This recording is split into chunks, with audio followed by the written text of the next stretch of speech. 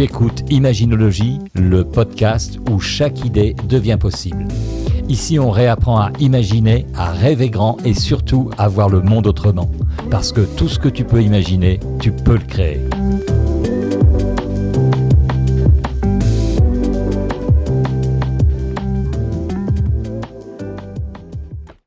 Salut à toi! Alors, vous êtes de plus en plus nombreux à écouter ce podcast Imaginologie. Et aujourd'hui, j'ai envie de vous poser une question un peu étrange. Bon, une question qui risque, qui risque de surprendre certaines personnes, des gens qui me connaissent, puis des gens qui me connaissent moins. Mais une question qui risque surtout d'agacer quelques spécialistes ou pseudo-spécialistes du développement personnel, de la croissance personnelle, comme j'aime à l'appeler. Cette question, c'est: la Bible est-elle le meilleur livre de développement personnel jamais écrit ? Bon, attends. Avant que certaines personnes ne quittent prématurément ce podcast et fuient en courant, laissez-moi préciser une chose. Je ne vais pas vous parler aujourd'hui de religion. Comme je le dis, je ne suis pas prêtre, je ne suis pas prédicateur, je ne fais pas de prosélytisme par rapport à la religion. Je ne vais surtout pas essayer de vous convertir et je ne vais pas vous expliquer pourquoi vous devriez croire en ceci ou cela. Non, ce qui m'intéresse aujourd'hui, c'est beaucoup plus simple. Je veux parler de l'être humain. Parce qu'il me semble que si on regarde autour de nous, là, aujourd'hui, nous traversons quand même une époque, une période assez particulière, vous en conviendrez. Lorsque moi j'étais enfant, alors tu vas me dire ça date un peu, mais effectivement les choses étaient loin d'être parfaites, certainement, mais beaucoup de personnes savaient plus ou moins où elles allaient. Et ça, je crois que c'est fondamental. La famille jouait un rôle, l'école jouait un rôle, j'étais ancien instituteur, je te le rappelle, les traditions jouaient un rôle, les récits collectifs jouaient un rôle parce qu'il y avait des vrais récits collectifs, pas des récits collectifs fabriqués qu'on essaie de nous imposer. Et aujourd'hui, il y a quelque chose qui semble s'être fissuré. Je rencontre de plus en plus de personnes qui ont... Alors je vois ça en cabinet, dans les séances que je fais, en visio, parmi des amis même, simplement. Je vois des gens qui ont réussi extérieurement. Ouais, des gens qui travaillent, possèdent une maison, une voiture, parfois même une très très belle situation professionnelle. Et pourtant, lorsque je les ai en séance, ces personnes me disent souvent la même chose: je ne sais plus où j'en suis. Je ne sais plus ce qui est important. Je ne sais plus ce que je veux vraiment. J'ai l'impression de tourner en rond. Je ne sais pas si toi ça t'arrive, mais c'est quand même étrange parce que on vit aujourd'hui une des périodes les plus confortables de l'histoire humaine, on va dire. Oui, on a de l'abondance, il est facile aujourd'hui de créer, il est facile aujourd'hui d'avoir à peu près ce qu'on veut. On a l'intelligence artificielle qui nous facilite plein de choses. Donc, on est dans une des périodes les plus... les plus propices à l'abondance, aujourd'hui, tout simplement. Et pourtant, l'anxiété explose. La dépression explose. Le sentiment de solitude explose. Le mal-être des jeunes explose. Le burn-out explose. Donc, en fait, c'est un peu comme si on avait réussi à améliorer nos conditions de vie tout en perdant progressivement quelque chose d'essentiel. Alors, c'est vrai qu'un être humain peut survivre à beaucoup de choses. On a quand même une certaine résilience en tant qu'être humain, surtout les enfants. Mais l'être humain en général, il peut survivre à l'échec, il peut survivre à une séparation, il peut survivre à une maladie, il peut survivre à des difficultés financières, mais il lui est beaucoup plus difficile de vivre longtemps avec une absence de sens. Et Viktor Frankl l'avait déjà observé dans les camps de concentration. C'est pas toujours celui qui est le plus fort qui tient. C'est souvent celui ou celle qui conserve une raison d'avancer, une direction, d'avoir une boussole, simplement, une espérance, une signification, tu l'appelles comme tu veux. Et c'est là que les choses deviennent très intéressantes, parce que avant les coachs, avant les hypnos, les sophros, les accompagnants de tout poil, avant les influenceurs, avant les podcasts, avant les formations en ligne, avant même l'invention du fameux développement personnel, le dev perso, comme on l'appelle, ou la croissance personnelle, que j'aime bien ce terme croissance personnelle, vraiment. Les êtres humains utilisaient déjà autre chose pour comprendre leur existence. Qu'est-ce qu'ils utilisaient depuis la nuit des temps? Qu'est-ce que l'être humain utilisait pour trouver du sens?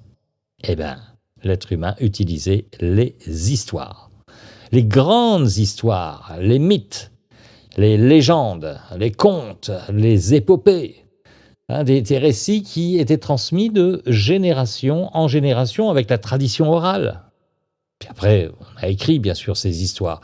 Ces histoires, elles n'étaient pas là pour distraire. Si, bien sûr, pour des fois occuper les soirées, parce qu'on avait cette notion de groupe, d'appartenance autour d'un feu, ou d'une cheminée, on racontait des histoires. Mais surtout, ces histoires, elles servaient à transmettre des repères. Elles servaient à, par exemple, enseigner le courage, enseigner la prudence, la confiance, le pardon, la responsabilité, et puis bien évidemment la résilience. Et pendant des milliers d'années, l'humanité a appris à vivre grâce aux récits qui se transmettaient de parents à enfants, de grands-parents à parents, etc., enfin d'être humain à être humain. L'être humain a appris à vivre grâce à ces récits. Et parmi ces récits, évidemment, il en existe un qui a traversé les siècles comme aucun autre. C'est quoi? Allez, on peut faire un appel à un ami, ou le 50-50, oui, c'est la Bible, bien sûr. C'est la Bible qui a traversé les siècles comme ça. Et qu'on soit croyant ou non, c'est pas une question de croyance. Que l'on apprécie ces textes ou non, encore faudrait-il les lire un peu. Des fois, c'est un peu obscur, il va falloir les lire plusieurs fois, aller chercher les significations, etc. Mais il y a une chose qui est quand même très difficile à nier. Peu de livres ont autant influencé l'histoire humaine. On a toutes et tous, même si on n'a pas une culture, je dirais catholique, une culture religieuse, on a entendu parler de la Bible. Il y a quelque chose qui traîne parmi nous. Moi, j'avais un ami, un sociologue, qui me dit un jour, tu sais, moi, ma fille, je vais lui faire du catéchisme. Je vais donner des cours de catéchisme. Je dis, ouais, mais écoute, c'est compliqué parce que, enfin, c'est compliqué, c'est pas compliqué, mais je croyais que tu étais complètement athée. Enfin, non, mais je suis athée. Ça remet pas en cause le fait que je sois athée, mais je veux donner à ma fille les clés de l'humanité. Je veux donner à ma fille les clés pour vivre dans notre société avec des compréhensions. Et j'ai trouvé ça très futé, effectivement. Donc, sa fille a fait le catéchisme, et effectivement, voilà. Alors, elle n'a pas fait de communion, etc. Alors, j'ai perdu de vue ces gens-là. Peut-être qu'aujourd'hui, elle l'a fait. Il y a un regain, aujourd'hui, de baptême et de communion, peut-être pour aller chercher du sens. Mais, en tout cas, c'est vrai que la Bible a influencé réellement l'histoire humaine. Et c'est pas par rapport à une dimension religieuse, bien sûr, c'est vraiment une dimension humaine. Parce qu'au fond, quand on regarde la Bible, ça parle de quoi, la Bible, finalement? Ça parle de peur, ça parle d'échec, Ça parle de jalousie, ça parle de séparation, ça parle bien sûr de pardon, ça parle de courage, de doute, d'amour, ça parle de perte, ça parle d'espérance. Donc autrement dit, ben, ça parle de nous tous. Voilà, tout simplement. Et, et lorsque je relis certains récits de la Bible aujourd'hui, je suis vraiment frappé par leur modernité. Tiens, si on va prendre quelques exemples quand même. David et Goliath, hein. David et Goliath, c'est vraiment une histoire que j'adore. J'adore. Alors, on raconte parfois l'histoire de David et Goliath à nos enfants, hein, parce que c'est une histoire, c'est comme un conte. Mais si on la regarde autrement, ben, moi je pose la question, qui n'a jamais rencontré un Goliath dans sa vie? Une montagne de problèmes. Hein, une maladie, un divorce, une grande peur, un projet qui nous semble complètement impossible, une perte de confiance même. Ce récit ne parle pas seulement d'un combat ancien.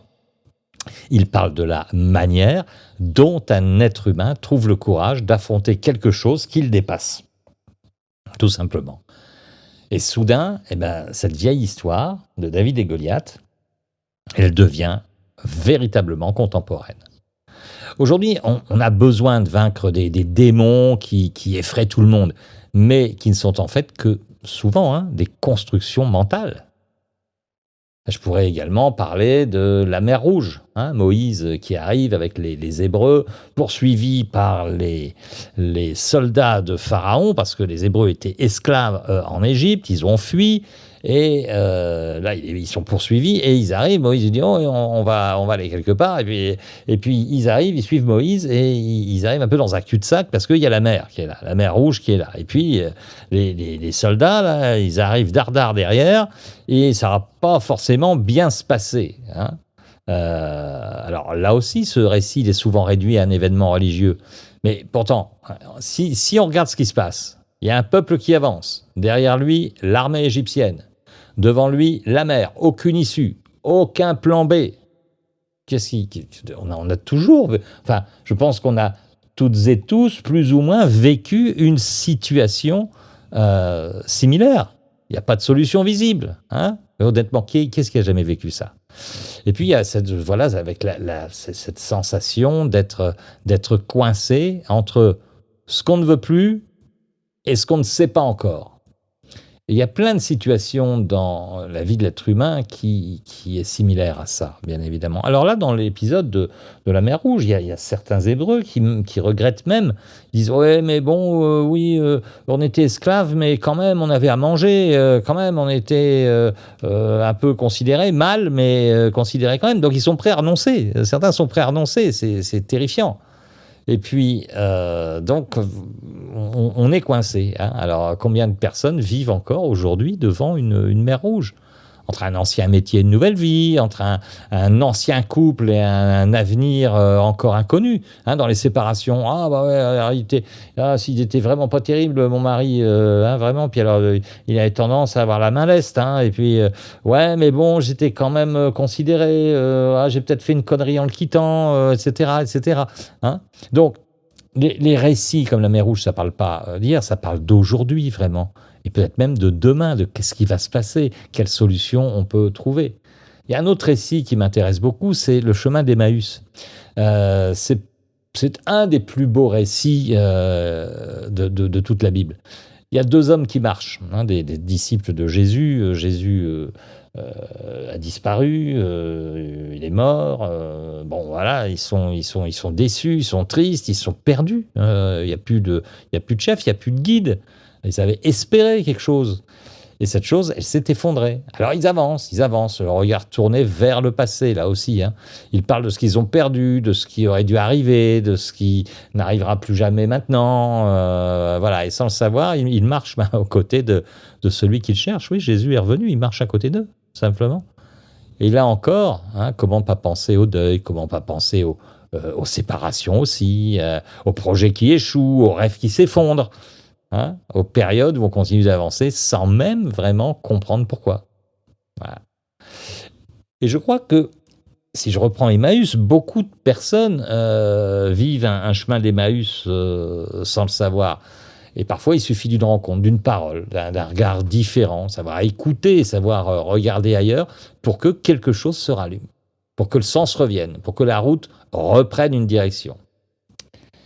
Une autre histoire que j'adore, et en plus, à l'heure où j'enregistre ce podcast, là, c'est la fête des pères. Donc, ça a un véritable sens pour moi. C'est le fils prodigue. Là encore, on parle souvent de religion par rapport à ça, mais on peut vraiment y voir autre chose. On peut y voir l'histoire de tous les êtres humains qui se sont éloignés d'eux-mêmes. Parce qu'au fond, combien de personnes vivent aujourd'hui loin de leur propre maison intérieure, hein? Cette histoire du fils prodigue, c'est vraiment un jeune homme qui va voir son père et qui dit « Voilà, moi je veux ma part d'héritage maintenant, je ne veux pas attendre plus tard, donc donne-moi ma part d'héritage et puis je m'en vais. » Et le père s'exécute, lui donne une somme d'argent conséquente. Et le fils va découvrir le monde et c'est génial, il a la fougue, il a la jeunesse, puis il a de l'argent, donc il a plein d'amis, il y a des fêtes, c'est extraordinaire.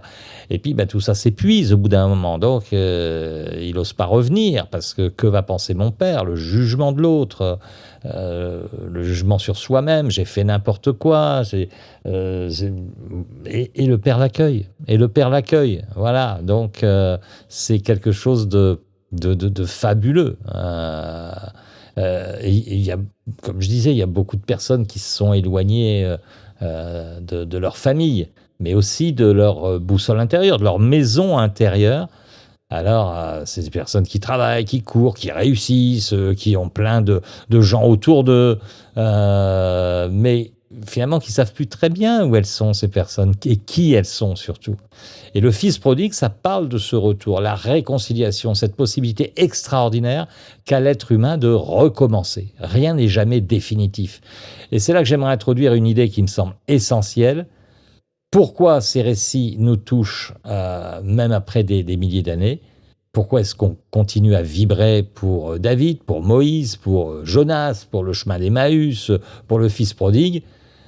Il y a peut-être quelqu'un qui nous a donné une réponse assez passionnante et qu'en imaginologie, on vénère. C'est Carl Gustav Jung. Hein, parce que selon Carl Gustav Jung, certaines images appartiennent à l'inconscient collectif. Autrement dit, ces images, elles ne sont pas seulement personnelles, elles sont universelles. Le héros, le sage, l'enfant, le désert, la traversée, la montagne, la lumière, l'eau, le retour, toutes ces images, l'arbre, toutes ces images parlent directement à quelque chose de très très ancien en nous. Ça existait bien avant les livres de psychologie, bien avant les réseaux sociaux, bien avant les théories modernes du développement personnel, le dev perso. Et pourtant, ces images, elles continuent d'agir. Parce que notre cerveau comprend les histoires, parce que notre imaginaire comprend les symboles, les archétypes. Parce que nous sommes probablement beaucoup moins rationnels qu'on aimerait le croire.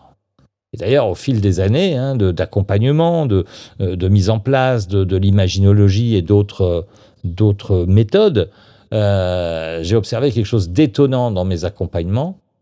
Les personnes ne parlent pas longtemps de leurs problèmes au final. Très vite, elles parlent en images. Une personne qui est en séparation va me parler effectivement d'une montagne, va me parler d'une rivière qu'elle ne peut pas franchir, d'une mer Rouge, si je lui tends la perche. Hein. Alors effectivement, on peut amener les gens à parler de la grotte avec Élie, du chemin d'Emmaüs, quelqu'un qui est en manque de confiance, il peut parler de son Goliath. La métaphore, en fait, elle prend le relais. Et lorsque la métaphore apparaît, le cerveau cesse souvent de tourner en rond autour du problème. Il y a un nouvel espace qui s'ouvre. La personne ne se sent plus enfermée dans son histoire, elle commence à la regarder autrement. Elle voit des issues. Et c'est précisément ce constat qui m'a fait produire cette odyssée biblique. C'est ça qui m'a conduit à créer l'Odyssée biblique au final. Cherchez pas à transmettre un enseignement religieux. Qui je suis pour faire ça? Bien sûr que non. Cherchez pas davantage à expliquer la Bible. Il y a des gens qui le font beaucoup mieux que moi. Je voulais vraiment explorer quelque chose d'autre, la puissance universelle des récits. La capacité des récits à devenir des cartes pour traverser notre existence. Et on a peut-être un peu oublié ça. Pendant des millénaires, les êtres humains se sont construits autour de récits. Aujourd'hui, on consomme énormément d'informations, mais on manque parfois d'histoires qui donnent du sens.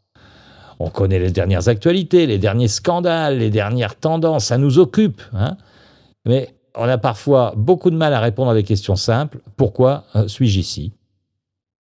Que suis-je venu vivre? Qu'est-ce qui compte vraiment dans ma vie? Vers quoi est-ce que j'ai envie de marcher?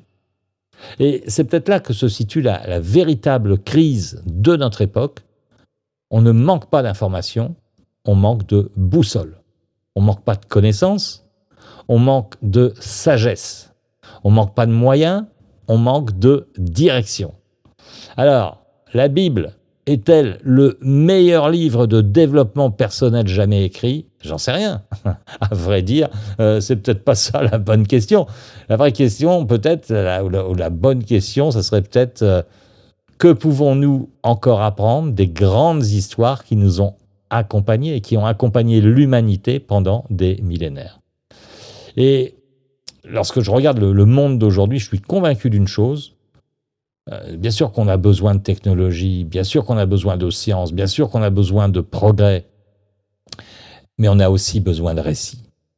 On a besoin de symboles, on a besoin de valeurs, on a besoin d'espérance, on a besoin de se retrouver autour de récits fondateurs. On a besoin d'histoires capables de nous rappeler ce qui fait de nous simplement des êtres humains. Et si ces histoires anciennes avaient encore quelque chose à nous transmettre, ça serait peut-être dommage de ne pas les écouter. Alors moi, je les utilise en accompagnement. Je mets souvent maintenant un casque sur les oreilles des personnes que j'accompagne. Puis je dis, tiens, ok, alors je les écoute un peu parler. Ils me disent un petit peu pourquoi ils sont là. On définit ce qu'on appelle en imaginologie un rêve réalisé. Et puis je leur mets un casque sur les oreilles. Puis je dis, tiens, écoute ça. C'est pas grave si t'es pas croyant, croyante. C'est des récits, ça va peut-être te parler à un moment donné, peut-être de Jésus, etc. C'est pas grave, c'est un personnage comme un autre. Considère-le comme ça si tu n'as pas la croyance. Et puis, te pose pas trop de questions. Écoute juste ça. Écoute juste ça. Voilà. Et puis après, on va faire la séance d'imaginologie. Je vais poser des questions. Des questions justes, des questions qui vont éveiller une curiosité à l'intérieur. Alors oui, ces histoires, ça serait vraiment dommage de ne pas les écouter. Voilà ce que je voulais dire aujourd'hui sur cette Odyssée biblique et sur la Bible en général. En tout cas, merci de m'avoir accompagné durant cet épisode. Et surtout, n'oublions jamais que derrière chaque désert, chaque tempête, chaque Goliath ou chaque chemin d'Emmaüs se cache probablement une partie de nous-mêmes qui cherche simplement à grandir. Merci beaucoup, à la prochaine, ciao.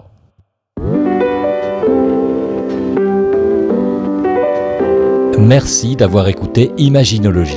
Rappelle-toi, tout commence par une idée, un rêve, une vision. Ce que tu imagines aujourd'hui peut devenir ta réalité de demain. Alors, continue d'imaginer, de créer et de croire en l'infini des possibilités. À très vite.